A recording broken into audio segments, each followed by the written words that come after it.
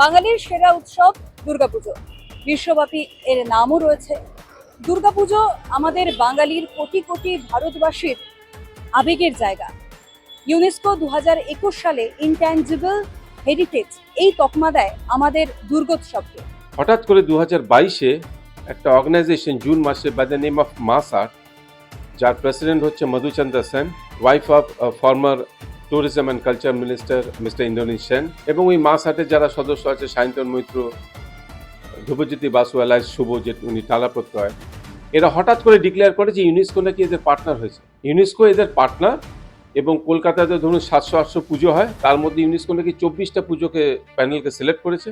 এই 24টা পুজো হচ্ছে প্রভাবশালী নেতা মন্ত্রীর পুজো। কিন্তু জানা গেছে ইউনেস্কোর তরফ থেকে এরকম কোনো চুক্তি আসলে হয়নি। অফিসিয়াল মেল দিয়ে জানায়, এটা লেখা আছে, এই মেলটার কপি আপনারা নেবেন, দেখে নিন। এটাতে এখানে লেখা আছে, dear mister Mukherjee, as reiterated in my earlier communication, UNESCO has no role in the selection of the 24 panels nor any financial or commercial engagement with মাসআর্ট। মা দুর্গা যাতে আবার সাধারণের বাড়ির মেয়ে হয়ে ওঠে, কার্নিভালে রেড রোডে 3 দিন ব্যাপী শুকনো মুখে মাকে দাঁড়িয়ে না থাকতে হয়, এই বিষয়গুলো এবার সুনিশ্চিত করতে একেবারে মরিয়া জয়দীপ মুখার্জি। যেই ঠাকুরটাকে আমরা সনাতনী রূপে পঞ্চমী, ষষ্ঠী, সপ্তমী, অষ্টমী, নবমী, দশমী পুজো করলাম, তারপরে মা দুর্গারও খাওয়ার নেই।